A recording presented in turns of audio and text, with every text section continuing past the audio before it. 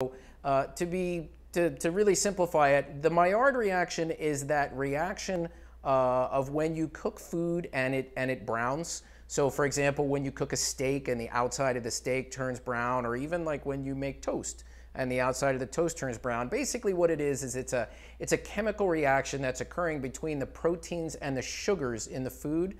Well, it turns out these chemical products, which are called advanced glycation end products, these products cause cancer, pure and simple. This is very well settled science. There's plenty of research. There's no question that these products cause cancer.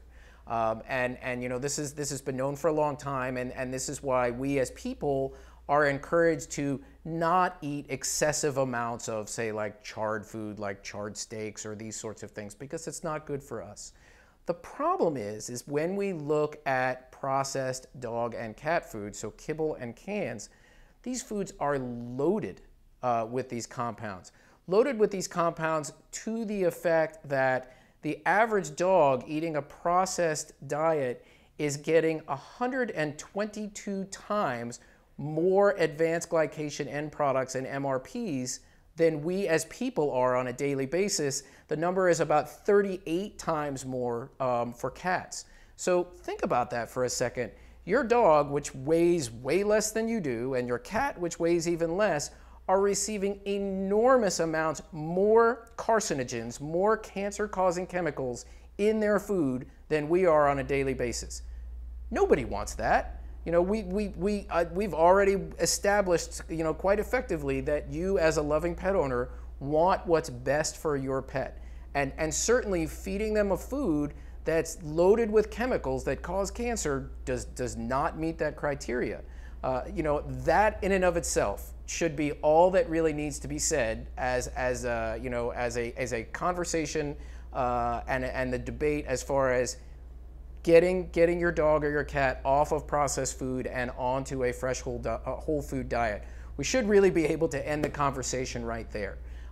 You know, so to be clear, there are many reasons why fresh whole food diets have better nutrition and better accessible nutrition, which we have talked about and will continue to talk about.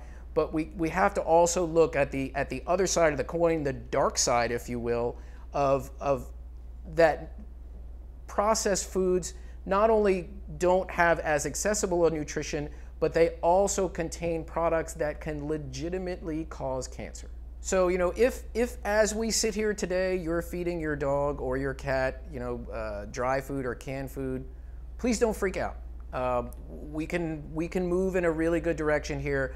You know, physiology, biology is incredibly forgiving if we make the right changes. So the best thing that you can do from a nutritional standpoint is start to take steps to move in a direction away from processed foods towards diets that have better nutrition and less of these potentially toxic products. Sometimes for people, the easiest way to go, the easiest first step is to move towards something like a freeze-dried or a dehydrated fresh food. You know, the upsides of these things, these food formats are they have almost all of the same nutrition as fresh foods do.